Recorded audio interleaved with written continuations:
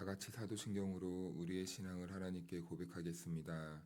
나는 전능하신 아버지 하나님, 천지의 창조주를 믿습니다. 나는 그의 유일하신 아들, 우리 주 예수 그리스도를 믿습니다. 그는 성령으로 잉태되어 동정녀 마리아에게서 나시고 본디오 빌라도에게 고난을 받아 십자가에 못 박혀 죽으시고 장사된 지 사흘 만에 죽은 자 가운데서 다시 살아나셨으며 하늘에 오르시어 전능하신 아버지 하나님 우편에 앉아 계시다가 거기로부터 살아있는 자와 죽은 자를 심판하러 오십니다. 나는 성령을 믿으며 거룩한 공교회와 성도의 교제와 죄를 용서받는 것과 몸의 부활과 영생을 믿습니다. 아멘. 찬송가 360장 행군 나팔 소리에 다 같이 찬송하겠습니다.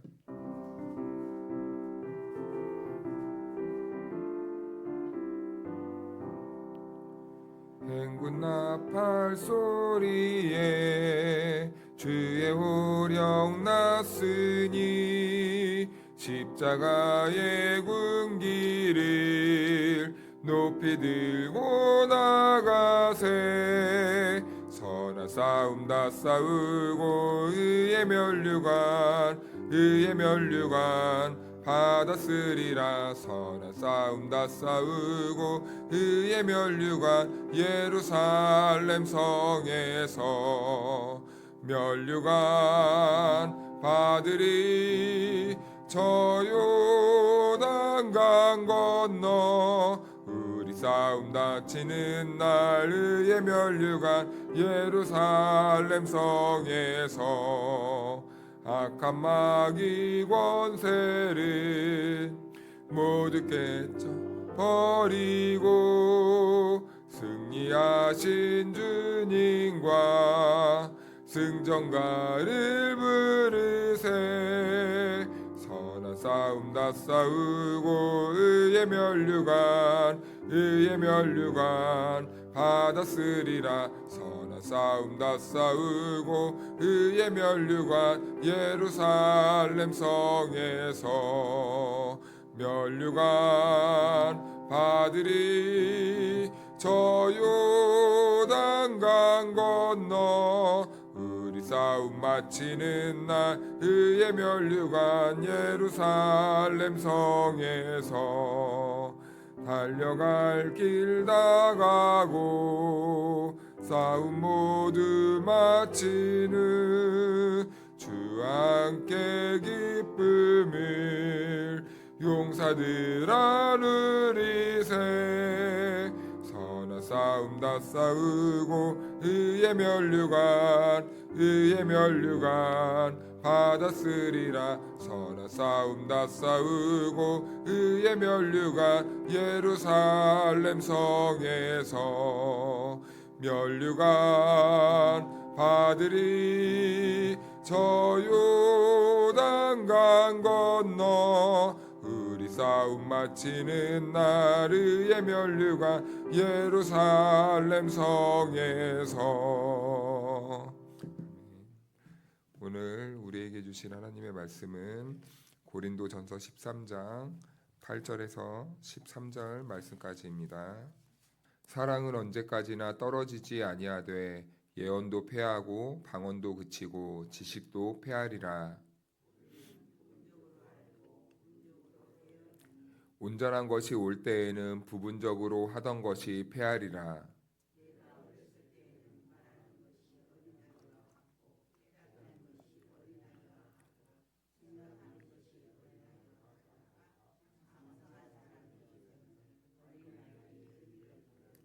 우리가 지금은 거울로 보는 것 같이 희미하나 그때에는 얼굴과 얼굴을 대하여 볼 것이요 지금은 내가 부분적으로 아나 그때에는 주께서 나를 아신 것 같이 내가 온전히 알리라.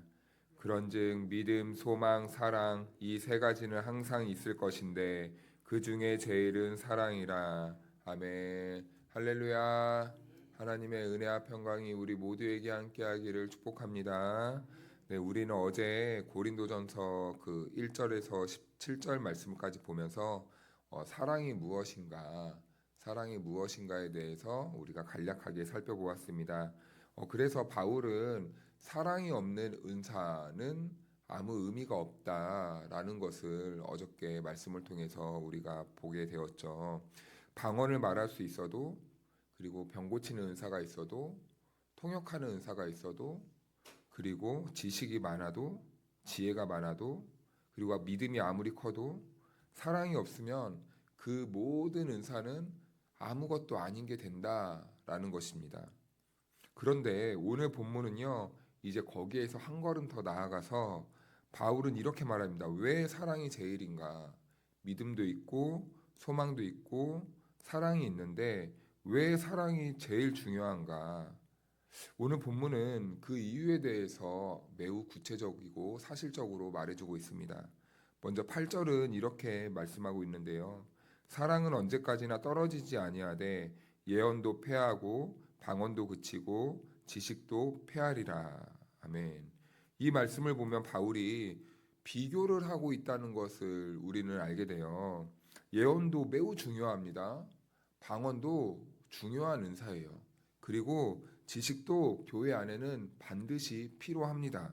그런데 바울은 이런 것들은 지금 어떻게 되냐고 말씀하고 있냐면 언젠가는 끝난다라고 말하고 있는 거예요. 패하게 된다라는 겁니다.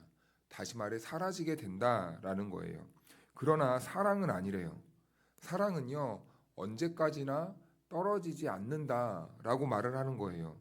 이 말은 사랑이 가장 감동적인 어떤 덕목이기 때문에 그렇게 말하는 게 아니라 사랑은 떨어지지 않고 영원하다라는 것을 말하고 있는 거예요. 은사는 떨어집니다. 지식은 떨어집니다. 우리가 가진 방언의 은사는 언젠가 패하게 됩니다. 그런데 이 사랑은 그에 반해서 영원하다는 거예요. 왜냐하면요, 은사는 무엇입니까? 하나님께서 이 땅에 교회를 세워나가기 위한 하나의 도구에 불과하다는 거예요. 우리가 집을 짓습니다. 그런데 집을요, 영원히 짓지 않아요. 집을 짓는 기한은 제한적입니다. 어느 일정 기간의 공사 기간을 통해서 집을 짓는데 그 집을 짓는 과정에서 각 공사의 일꾼들에게 각자에 맞는 도구를 나눠줘요. 그래서 그 도구를 가지고 집을 짓습니다. 그 다음에 집이 다 지어지면 어떻게 합니까? 그 사람들, 그리고 그 사람들이 가졌던 그 손에 있던 도구들은 다 필요가 없어지는 거예요. 그때부터 그 집 안에서 우리가 그 집을 누리며 살면 되는 것입니다. 그런데 은사는요, 지금 이 땅에 교회를 하나님께서 맡기신 성도들이 잘 세우고 그 안에서 신앙생활을 잘 할 수 있도록 주신 도구에 불과하다는 거예요. 그래서 이 도구들은 나중에는 사라지게 되는 겁니다. 그래서 하나님께서는 교회를 세우기 위해 어떤 사람에게는 잘 가르치는 은사도 주셨대요. 그리고 어떤 사람은요, 섬기는 은사도 주십니다. 그런데요, 하나님께서는 이 모든 은사들은 결국에 하나님 나라가 완성되는 날에 더 이상 필요하지 않다는 거예요. 모든 것이 다 완성되었기 때문이죠. 의미가 없어집니다. 그런데 유일하게 하나 다른 것이 있다는 거예요. 그것이 바로 사랑이라는 겁니다. 다른 것들은 다 사라지지만 사랑 자체는 남게 된다는 거예요. 왜냐하면 사랑은요, 하나님의 성품이기 때문입니다.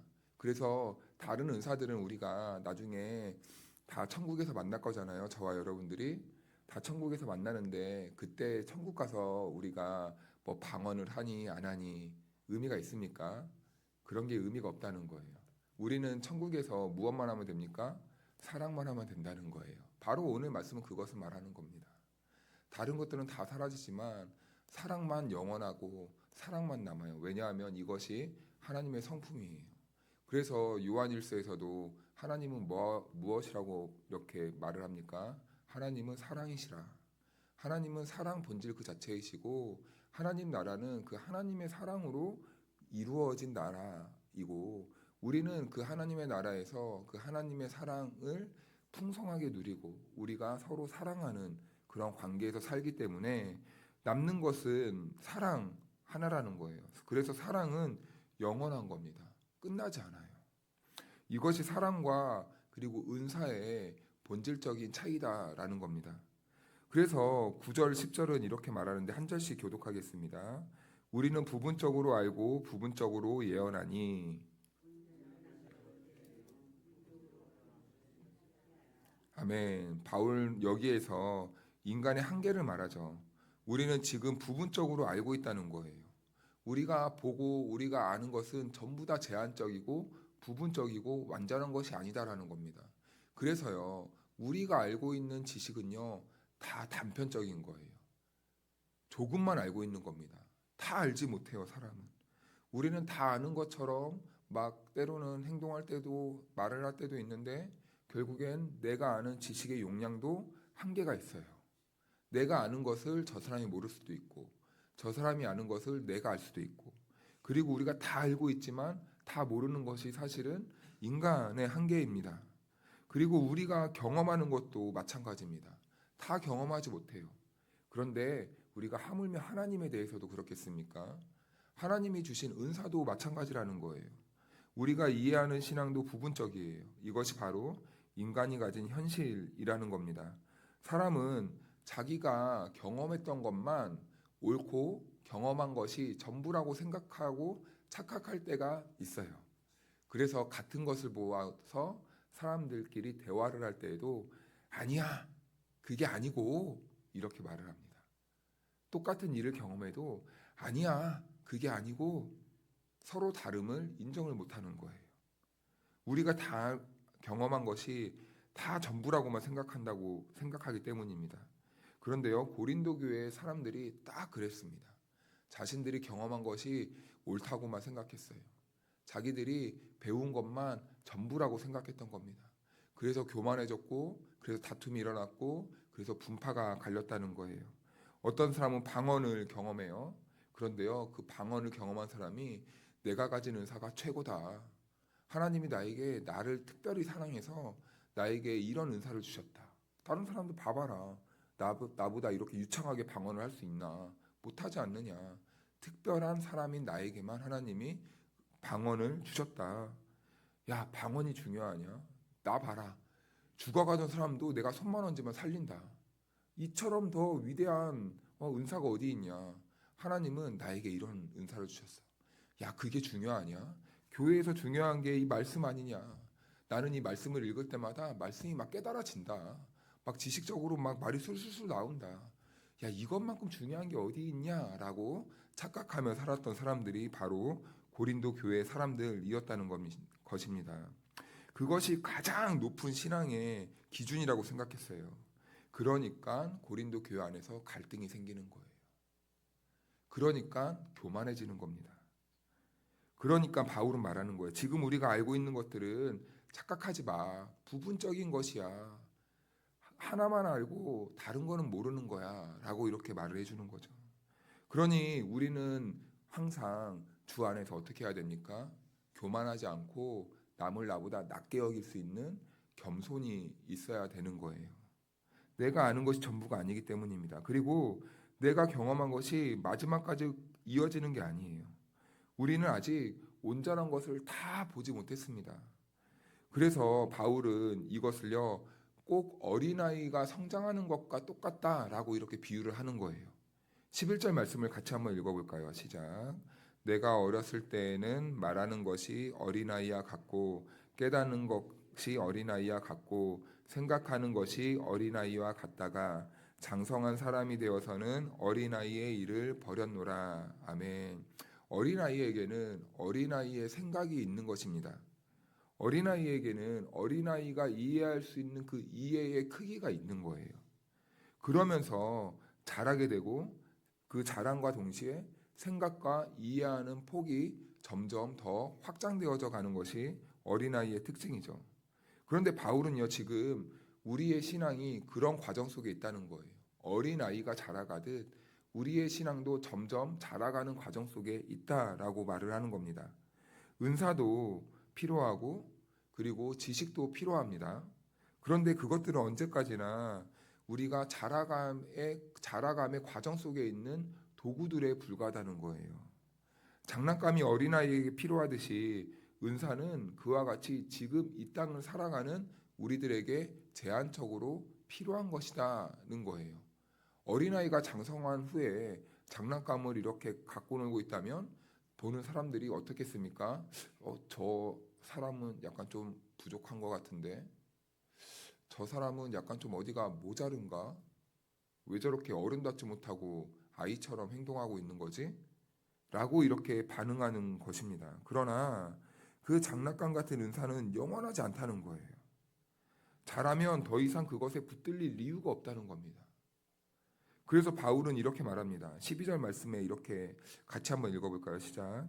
우리가 지금은 거울로 보는 것 같이 희미하나 그때에는 얼굴과 얼굴을 대하여 볼 것이요.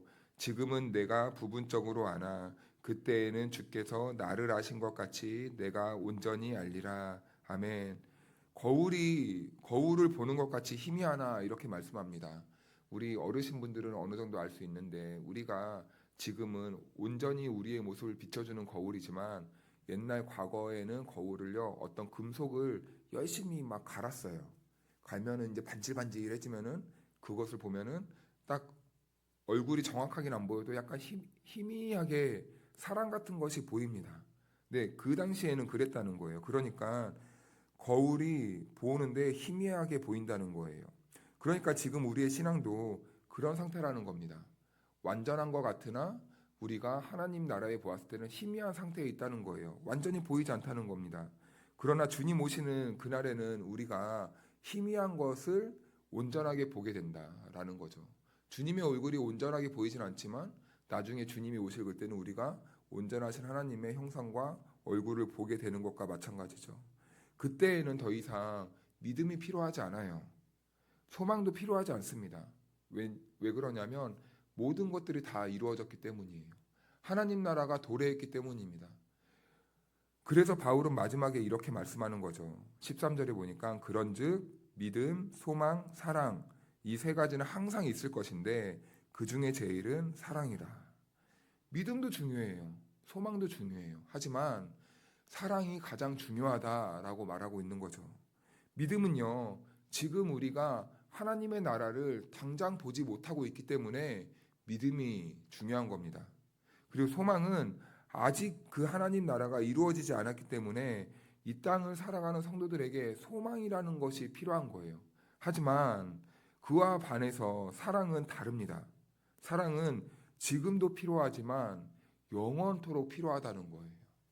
이 땅도 필요하지만 영원토록 하나님 나라에서 이 사랑의 본질이 필요하다는 겁니다. 하나님의 사랑은 하나님의 성품이고 하나님 본질 그 자체이기 때문이에요. 그래서요, 신앙의 성숙은요, 은사가 얼마나 많으냐, 내가 무엇을 많이 할 수 있느냐 없느냐, 이것이 신앙의 본질도 아니고 신앙의 성숙도 아닙니다. 얼마나 사랑하느냐, 내가 얼마나 세상을 사랑하고 얼마나 우리 이웃을 사랑하고 얼마나 내 자신을 하나님의 자녀로서 사랑하고 있느냐, 이것이에요. 그래서 하나님을 믿는 사람들은요 특징이 있어요. 먼저는 내 자신을 그렇게 아끼네요. 내 자신의 존재를 그렇게 자랑스럽게 여겨요. 나는 별 볼 일 없는 인생이 아니라 나는 하나님의 자녀로서 나는 세상 그 무엇과도 바꿀 수 없는 정말 아름다운 존재야. 그리고 그와 같이 세상을 사랑하고 그리고 우리 교회 안에 교우를 사랑할 수 있는 그 사랑이 점점 확장되어져 가는 거죠. 사랑이 많은데 서로 사랑하면 상대가 무엇을 가지고 있든 무슨 일을 하든 무슨 상관이 있습니까? 사랑하면 그만인데. 자녀들을 키워보셔서 아실 거 아십니까? 자녀들을 볼 때 우리 자녀가 물론 무엇이 좀 부족하고 무엇이 없으면 안타까움은 있지만 부모가 자녀에게 갖는 그 사랑의 본질은 사라지지 않는 거예요. 사랑하면 그 자녀가 그 자녀로서 그냥 사랑해지는 겁니다.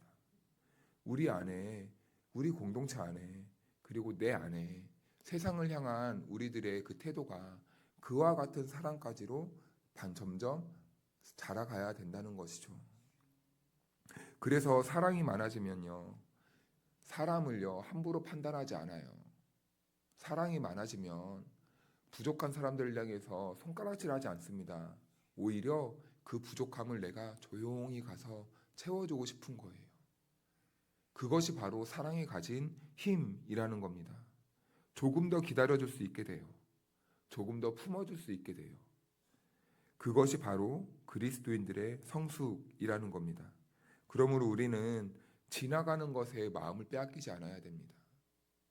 지나가는 것들에 대해서 너무 큰 시선을 두지 않아야 됩니다.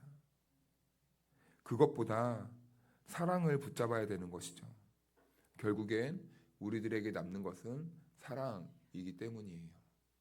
사랑하는 여러분, 오늘 하나님께서는 저와 여러분들에게 사랑 많이 남는다는 것을 말씀해 주셨습니다. 왜냐하면 사랑이 제일이기 때문이죠.